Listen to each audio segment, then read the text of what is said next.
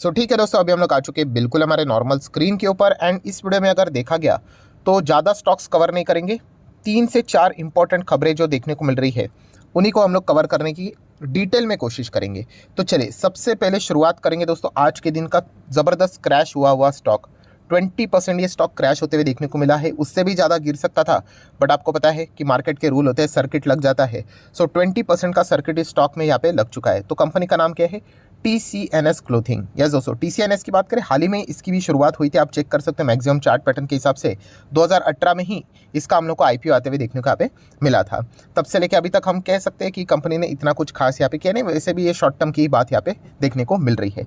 आज के दिन TCNS जैसी कंपनी इतनी ज़बरदस्त क्यों गिर गई?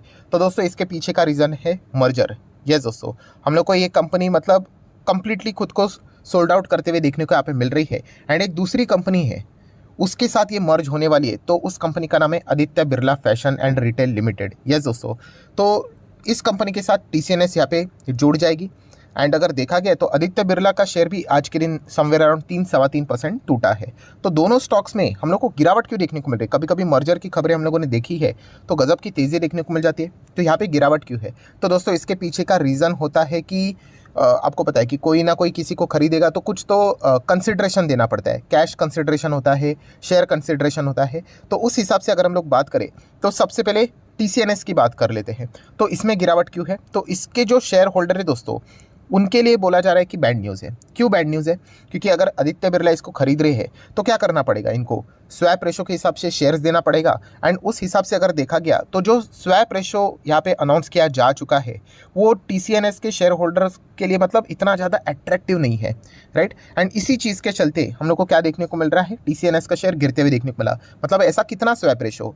अगर आपके पास TCNS के अगर 6 शेयर्स होंगे ना, कितने? 6 शेयर्स, तो उसके बदले आपको Aditya Birla fashion and retail के 11 शेयर्स मिल जाएंगे। ये जो स्वैप रेशो रखा है इतना कुछ फायदेमंद साबित नहीं हो रहा है TCNS के शेयर होल्डर के लिए। एंड इसी चीज़ के चलते आप देख सकते हैं स्टॉक में भारी हम लोग को बिकवाली देखने को मिली। ये हो गया एक रीज़न, किसके पॉइंट ऑफ व्यू से? TCNS के पॉइंट ऑफ व्यू से। आ जाते हैं आदित्य बिरला के ओर से। अभी इनके लिए तो अच्छी बात है, ठीक है, एक के लिए बुरी रहेगी तो दूसरे के लिए फायदेमंद तो चीज़ होनी ही चाहिए। तो ये दोनों क्यों रो रहे हैं? तो दोस्तों इनके रोने के पीछे का रीज़न ये है कि बताया जा रहा है कि ऑब्वियसली ये TCNS को खरीदेंगे और पूरी तरीके से 51% शेयर्स यहाँ पे पूरी तरीके से कंट्रोल लेने वाले हैं। शेयर्स यहाँ पे पूरी तरीके से कंट्रोल लेने वाले हैं। डील यहाँ पे होगी तो ऐसी थोड़ी ना होती है। क्या देना पड़ता है? रोकड़ा, यस, कैश देना पड़ता है। और आदित्य बिरला फैशन के पास इतना कैश नहीं है जितने में ये डील हम लोग को देखने को मिल रही है। वैल्यूएशन ठीक है, वो तो हमेशा तू में होता ही रहता है, बट सबसे बड़ा प्रॉब्लम ये है कि इनके पास जितना कैश है उतना नहीं है इस डील के लिए। मतलब क्या है? सिंपल सा गणित है, बाकी कैश कर्जा उठा कर लाएंगे, बैलेंस शीट खराब कर देंगे इस डील के चलते। तो इसलिए यहाँ का जी मतलब यहाँ के भी जो शेयर होल्डर्स है वो भी हम लोग को टेम्पररी बेसिस के हिसाब से नाराज़ होते हुए देखने को मिल रहे हैं। ठीक है, आप डील करो, आप एग्रीमेंट करो, पार्टनरशिप करो, बट ऐसा नहीं होना चाहिए कि आपका करंट जो परफॉर्मेंस है उसको डेटोरेट कर दो। ठीक है, तो फिलहाल जो ये डिसीजन लिया है Aditya Birla fashion and retail ने, तो इसके चलते भी थोड़ा सा शेयर होल्डर्स की नाराज़गी उनके भी देखने को मिल रही है।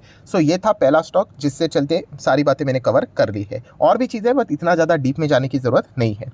नेक्स्ट अभी हम लोग आ जाते हैं दोस्तों अदानी ग्रुप। यस दोस्तों, अदानी ग्रुप से रिलेटेड पहले बहुत ज़्यादा खबरों की बारिशें होती थी, अभी देखा गया तो छोटी छोटी खबरें यहाँ पे आती है। बट चलिए इस वक्त आज के दिन की बात करें तो एक और इंपॉर्टेंट खबर देखने को मिल रही है।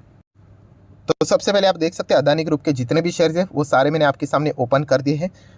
परफॉर्मेंस पॉजिटिव देखा गया तो इतना कुछ खास नहीं। अंबुजा सीमेंट का ठीक है 1.26% की ही जंप देखने को मिल रही है, बाकी ओके परफॉर्मेंस रहा है। मैक्सिमम शेयर लाल निशान में देखने को मिल रहे हैं। बट आज के दिन जो पॉपुलर शेयर्स हुए वो 2 शेयर्स हैं, एक है अदानी टोटल एंड सेकंड अगर हम बात करें अदानी ट्रांसमिशन। वैसे अगर आप मेरे चैनल को रेगुलरली फॉलो करते हो एंड कल का भी आपने आखिरी वीडियो देखा होगा तो ऑलरेडी आप लोगों को मैंने बताया था कि इन स्टॉक्स के ऊपर आप फोकस आज यहाँ पे रख सकते हो, गिरावट होने के चांसेस हो सकते हैं क्योंकि नेगेटिव खबर हम लोग को देखने को मिल रही थी। अदानी टोटल गैस में 5% का सर्किट डायरेक्टली लगते हुए देखने को मिला, ट्रांसमिशन में भी सेम चीज़ें देखने को मिली। अभी गिरावट के पीछे का रीज़न क्या है? तो MSCI इंडेक्स। यस दोस्तों, MSCI इंडेक्स की अगर हम लोग बात करें तो आप सभी लोगों को याद है बहुत पुरानी खबर, फेब मंथ में ये खबर आने वाली थी एक्चुअल में कि MSCI इंडेक्स क्या करने वाले हैं कि अदानी ग्रुप के जो शेयर्स है उनका वेटेज घटाने वाले करके। कब आया था? फेब मंथ में। बट बाद में उन्होंने कहा था कि हमारा डिसीजन फिलहाल नहीं ले रहे करके हम लोग इसको मई मंथ में लेंगे। सो चलिए मई मंथ यहाँ पे आ चुका है एंड उसी मंथ के हिसाब से अगर हम लोग बात करें अभी फिलहाल जो खबरें सामने आ रही है तो ये बताया जा रहा है कि MSCI इंडेक्स इन दोनों शेयर्स का जो वेटेज है वो ड्रास्टिकली कम कर सकता है। सो ड्रास्टिकली मतलब कितना, तो आप यहाँ पे देख सकते हैं। सबसे पहले हम लोग चेक करेंगे अदानी गैस के बारे में, तो 25% उनका वेट देखने को मिलता था, वो रिड्यूस होकर 14% रह जाएगा केवल। एंड अगर हम लोग अदानी ट्रांसमिशन की बात करें तो इनका वेट 25% था, वो 10% कर दिया जाएगा। इतना रिडक्शन हम लोग को देखने को मिल सकता है। क्या ये वेट्स रिड्यूस हुए हैं? हुए नहीं है, बट अभी आने वाले समय में, अभी आने वाला समय मतलब कितना ही टाइम बचा है, तो ये देखिए द MSCI इंडेक्स कब है, 11 मई को, मतलब हम अगर 11 मई कब आता है तो गुरुवार का दिन आई गेस, तो तभी हम लोग को क्या देखने को मिलने वाला है, इसका हम लोग को ये रीबैलेंसिंग सारी चीज़ें होती हुई देखने को यहाँ पे मिल जाएगी। सो MSCI इंडेक्स मतलब ऑफिशियली अनाउंसमेंट आपको 11 तारीख को पता यहाँ पे चल जाएगा। सो फिलहाल तो हम लोग को ये रिपोर्ट के जरिए खबर सामने आ रही है कि इतना वेटेज इनका कम हो सकता है। एंड अगर ये वेटेज कम होना मतलब क्या होता है कि यहाँ पे जो फॉरेन इन्वेस्टर का पैसा इनके शेयर्स में हम लोग को इनफ्लो आते हुए देखने को मिल रहा था, वो अभी हम लोग को आउटफ्लो होते हुए देखने को यहाँ पे मिल सकता है, क्योंकि बहुत सारे फॉरेन इंस्टीट्यूशनल इन्वेस्टर ऐसे होते हैं जो MSCI इंडेक्स में जितना वेटेज होता है उसके हिसाब से ही शेयर्स में पैसा लगाते हैं। अगर वो वेटेज बढ़ा तो वो भी अपना क्या कर लेते हैं, बाइंग क्वांटिटीज़ उसमें बढ़ा देते हैं, शेयर्स खरीद लेते हैं। अगर वहाँ पे वेटेज कम हुआ तो वो भी अपना वेटेज क्या कर लेते हैं, उस पर्टिकुलर शेयर्स में कम कर देते हैं, मतलब एग्जिट कर लेते हैं। सो अदानी टोटल की बात करें तो बताया जा रहा है समवेयर अराउंड 300 से 350 करोड़ के आसपास यहाँ पे हम लोग को 300 350 नहीं, एक मिनट मैं चेक कर लेता हूँ। सो ठीक है दोस्तों, मैंने चेक कर लिया, यस 700 करोड़ से भी ज़्यादा का आउटफ्लो यहाँ पे हम लोग को अदानी टोटल में होते हुए देखने को मिल सकता है, पॉसिबिलिटी है।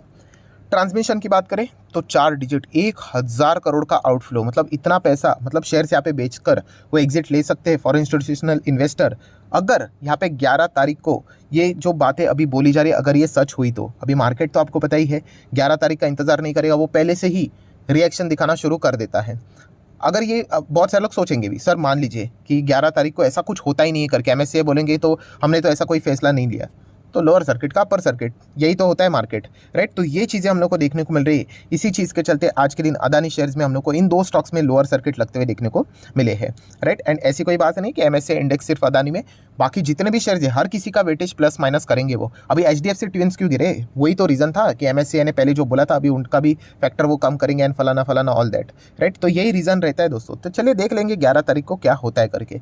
आ जाते हैं तीसरे और आखिरी स्टॉक के ऊपर, टाटा ग्रुप से रिलेटेड एक ज़बरदस्त धाकड़ कंपनी टाटा मोटर्स, राइट। सो टाटा मोटर पहले जो ओल्ड टाटा मोटर हुआ करती थी ना, मुझे तो ये स्टॉक बिल्कुल भी पसंद नहीं था, कोई इसमें दम नहीं था। बट बाद में जैसे इलेक्ट्रिक व्हीकल, ये उनको एक एनर्जी मिल चुकी है। जो पुराना टाटा मोटर का जो धंधा था ना, वहाँ पे मारुति ने पूरा मार्केट खा के रखा था।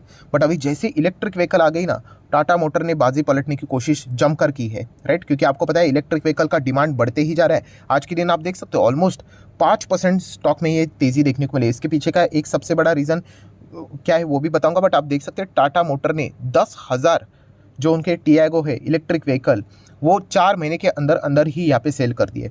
इतना ज़बरदस्त रिस्पांस देखने को मिल रहा है, राइट। सो डेफिनेटली ये एक फ़ायदा देखने को मिला, मतलब इलेक्ट्रिक व्हीकल का डिमांड है, 4 महीने में 10,000 गाड़ियाँ बेचना।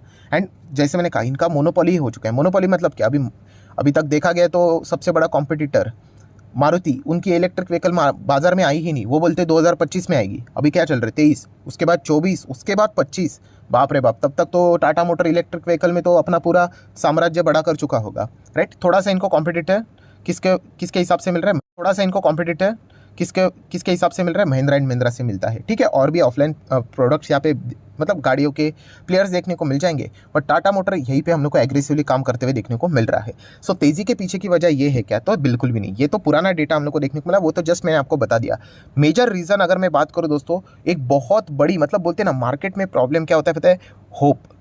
सबसे बड़ी चीज़ ये होती है होप, उम्मीद की किरण एक देखने को मिल रही है। कौन सी उम्मीद की किरण, कि टाटा मोटर की बात करें कॉर्पोरेट एक्शन दोस्तों, देखिए टाटा मोटर ने आखिरी बार डिविडेंड कब दिया था, 2016 में, ठीक है। क्योंकि कंपनी लगातार लॉस में जा रही थी ना, लॉस लॉस लॉस लॉस और सिर्फ लॉस ही चल रहा था। एंड अभी दोस्तों यहाँ पे अगर हम लोग बात करें तो पिछले क्वार्टर की अगर मैं बात करूँ, थोड़ा सा पीछे यहाँ पे जाना चाहूँगा, क्या देखने को मिला था कि कंपनी इतने सारे लॉस, ये देखिए इसके पहले कि अगर मैं आपको कुछ नंबर्स दिखा दूँ तो लॉस, यहाँ पे लॉस, यहाँ पर भी लॉस, लगातार देखिए कुछ भी नहीं, प्रॉफिट है ही नहीं। बट पिछले टाइम हम लोग को 3,000 करोड़ का मुनाफा देखने को मिला, प्रॉफिट देखने को मिला। तो दोस्तों अभी शेयर होल्डर, मार्केट में बड़े प्लेयर्स ये एक्सपेक्ट कर रहे हैं कि टाटा मोटर क्या करेगा, अभी 8 साल के बाद, 7 से 8 साल के बाद यहाँ पे डिविडेंड घोषित करेगा। अभी उन्होंने, टाटा मोटर ने तो ऐसा कुछ बोला है नहीं, बट खुद ही एक उम्मीद की किरण लेकर ये चल रहे हैं कि इनको प्रॉफिट, वापस एक बार प्रॉफिट होगा इस क्वार्टर में भी, एंड शायद से वो यहाँ पे क्या कर सकते हैं, डिविडेंड अनाउंस कर दे करके।